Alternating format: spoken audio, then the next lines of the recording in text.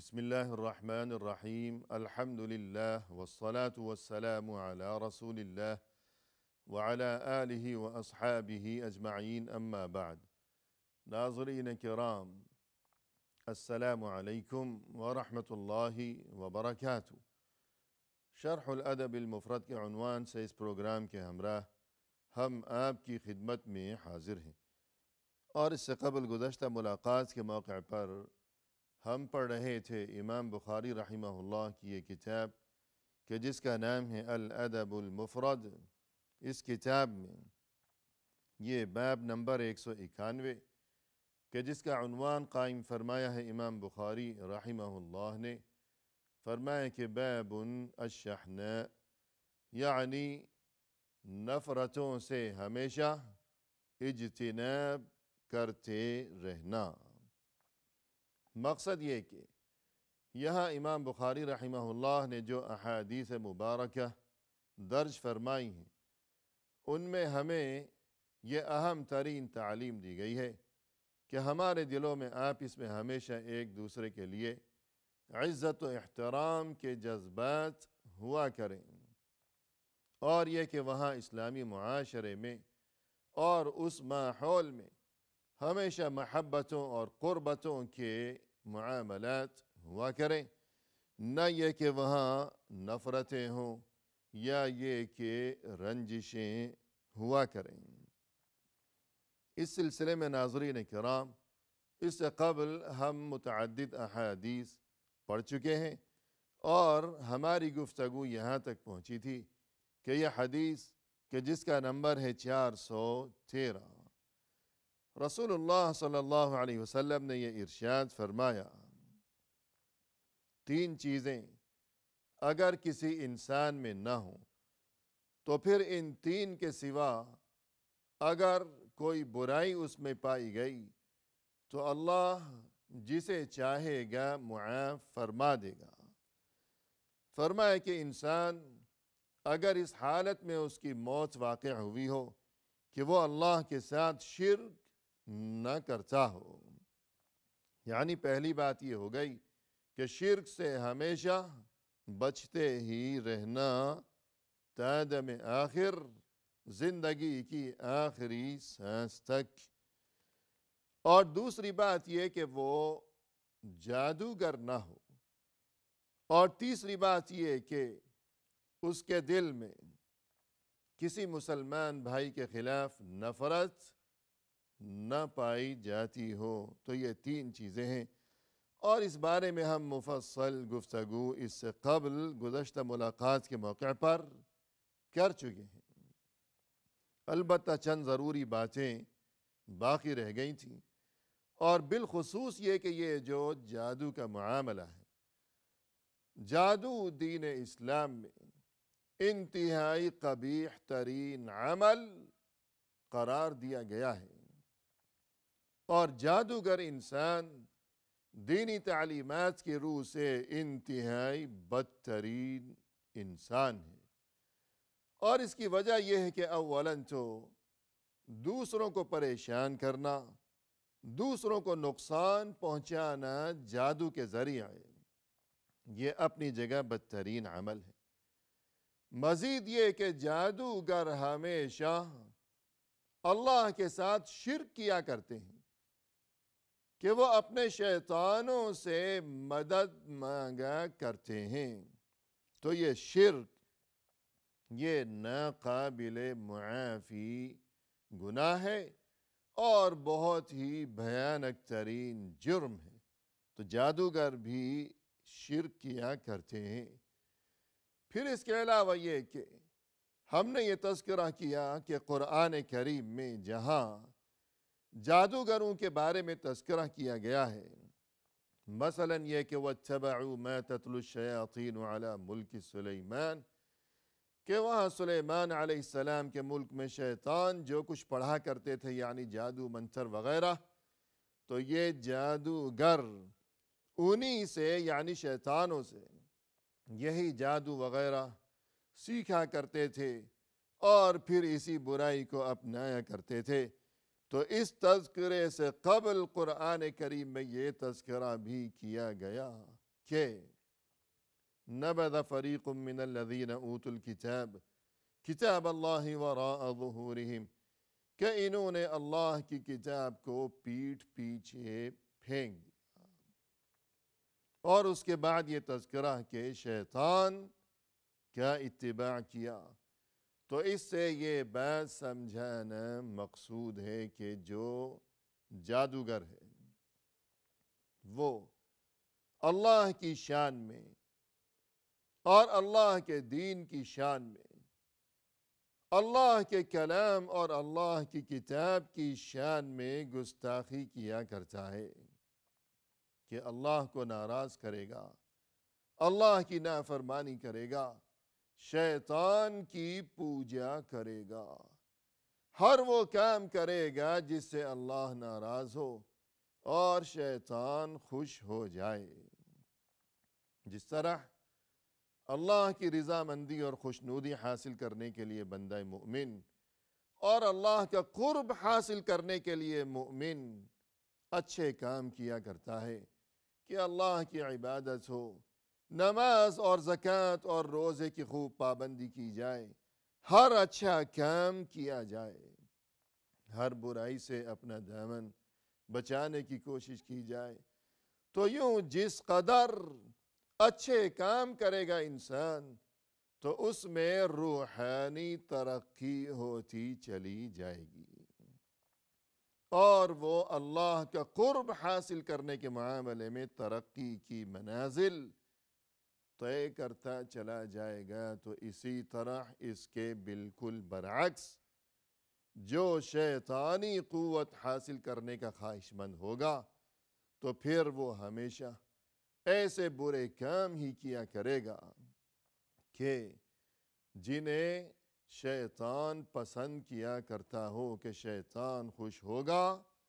تو اسے شیطانی قوت نصیب ہو سکے گی۔ لہذا کتاب کا تذکرہ کیا گیا قرآن کریم میں کہ ان جادوگروں نے اللہ کی کتاب کو پیٹھ پیچھے پھینک دیا اور اس کی بجائے شیطان کے کلام کو اختیار کر لیا۔ تو بعینہ یہی حقیقت آج بھی موجود ہے کہ جو کوئی بھی جادوگر ہوگا، ہر وہ کام کرے گا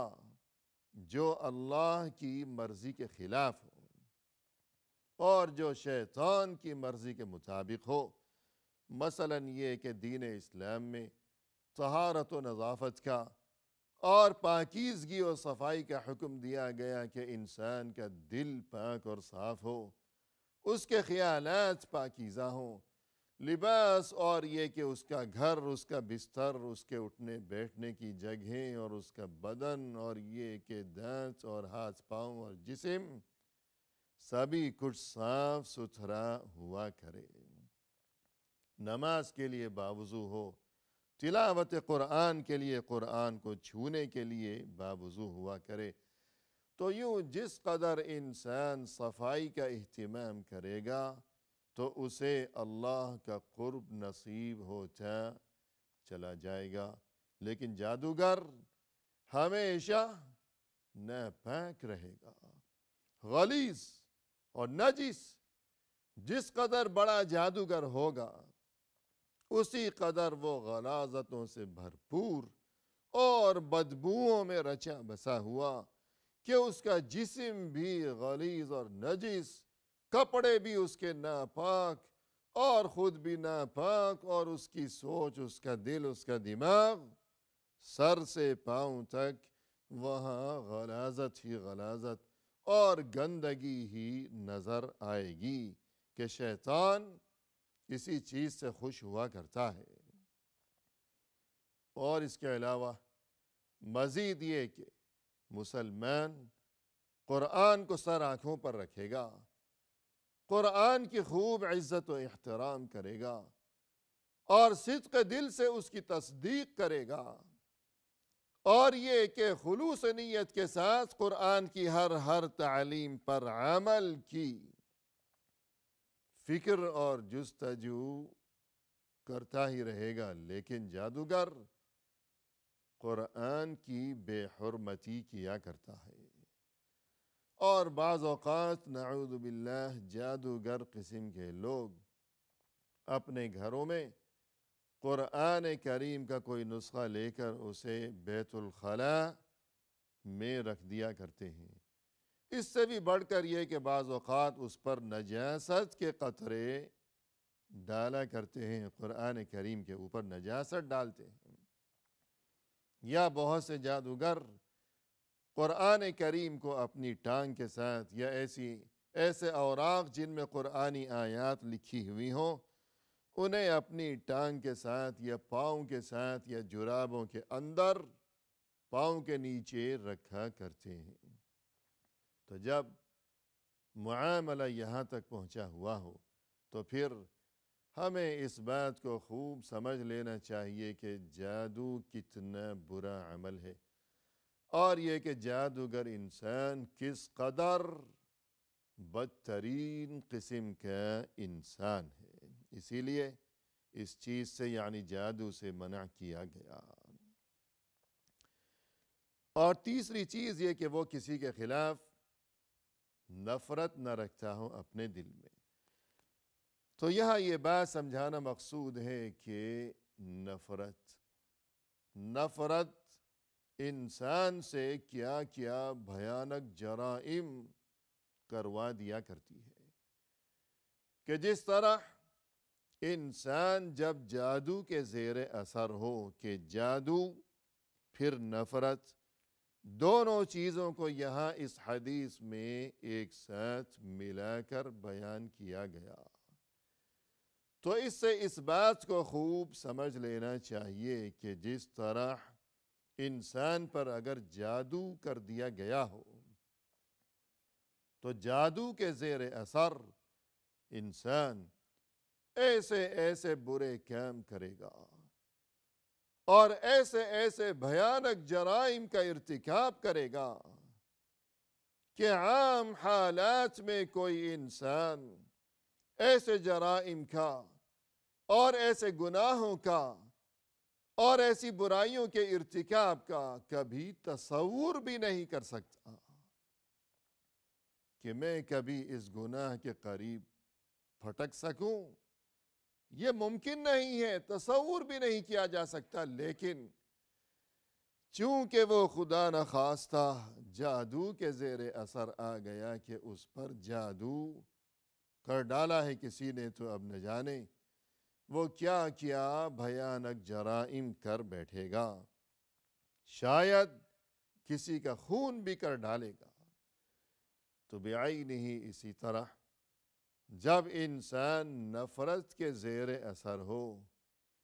کہ نفرت اس کے دل میں گھر کر چکی ہے، کہ اس کا دل اب نفرت سے بھرپور ہو چکا ہے، تو جس طرح جادو کے زیر اثر انسان کو خود پر قابو نہیں ہوتا اور وہ بڑے بھیانک جرائم کا ارتکاب کر ڈالتا ہے،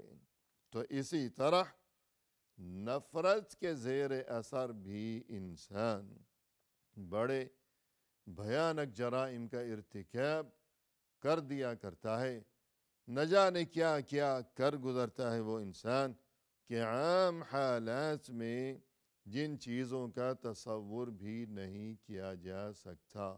کہ سب سے پہلے انسان اللہ کے پیغمبر ابو البشر تمام انسانوں کے باپ حضرت آدم علیہ السلام، ان کے دو بیٹے حابیل اور قابیل، یعنی نسل آدم آگے بڑھنے سے پہلے اور انسانی آبادی کا یہ سلسلہ دور تک پہنچنے سے پہلے ہی فوراً ہی اس دنیا میں آتے ہی نسل آدم میں یہ سلسلہ جو شروع ہوا کہ آدم علیہ السلام کے بیٹے قابیل نے اپنے ہی بھائی حابیل کا خون کر ڈالا۔ وَاتْلُ عَلَيْهِمْ نَبَأَ ابْنَيْ آدَمَ بِالْحَقِّ إِذْ قَرَّبَا قُرْبَانًا فَتُقُبِّلَ مِنْ أَحَدِهِمَا وَلَمْ يُتَقَبَّلْ مِنَ الْآخَرِ قَالَ لَأَقْتُلَنَّكَ قال انما يتقبل اللہ من المتقین، کہ اے ہمارے نبی صلی اللہ علیہ وسلم، آپ آدم علیہ السلام کے دونوں بیٹوں کا واقعہ برحق بیان کیجئے، لوگوں کو بتائیے، یہ واقعہ سنائیے تاکہ لوگوں کو عبرت حاصل ہو سکے۔ ایک نے اللہ کی رضامندی کی خاطر قربانی پیش کی، قبول نہیں ہوئی۔ دوسرے نے قربانی پیش کی، وہ قبول ہو گئی۔ جس کی قربانی قبول نہیں ہوئی یعنی قابیل، اس نے اپنے بھائی کو دھمکی دی، نفرت پیدا ہو گئی اس کے دل میں، اور حسد چھا گیا اس کے جذبات پر۔ یوں کہنے لگا کہ لَأَقْتُلَنَّكَ، میں تو ضرور بضرور تمہارا خون کر ڈالوں گا۔ یہ بات سننے کے بعد اس کے بھائی حابیل نے یوں کہا کہ انما يتقبل اللہ من المتقین، کہ دیکھو بات یہ ہے کہ اللہ تو قبول کیا کرتا ہے ان لوگوں سے کہ جن کے دلوں میں پرہیزگاری ہو، جن کے دلوں میں اللہ کا خوف ہو، تقوی ہو۔ یعنی اسے یہ سمجھانے کی کوشش کی کہ تم حسد کی بجائے اور مجھ سے نفرت کی بجائے اور مجھے قتل کرنے کی بجائے وہ خوبی اپناؤ کہ جس خوبی سے اللہ نے مجھے نوازا اور میری یہ قربانی، میری عبادت قبول کر لی گئی۔ جیسے اردو میں کہتے ہیں کہ محنت کر، حسد نہ کر، کہ کسی کے پاس کوئی نعمت موجود ہے تو اب حسد کرنے کی بجائے، اسے نقصان پہنچانے کی کوشش کی بجائے انسان محنت کرے اور اسی طریقے کو اپنائے کہ جس طریقے کو اپنا کر اسے وہ نعمت نصیب ہوئی ہے۔ الغرض، پہلا خون جو بہایا گیا وہ حسد اور نفرت کی وجہ سے بہایا گیا۔ تو جس طرح جادو کے زیر اثر انسان بڑے بڑے بھیانک جرائم کا ارتکاب کیا کرتا ہے، تو بعینہ اسی طرح نفرت کے زیر اثر انسان بھی بڑے بھیانک جرائم کا ارتکاب کیا کرتا ہے۔ لہذا نفرت سے بچنا ضروری ہے، اور یہی وجہ ہے کہ نفرت اور جادو اور شرک،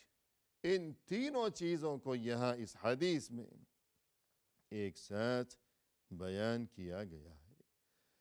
اسی کے ساتھ ناظرین ہمیں دیجیے اجازت، فی امان اللہ، وآخر دعوانا ان الحمد للہ رب العالمین۔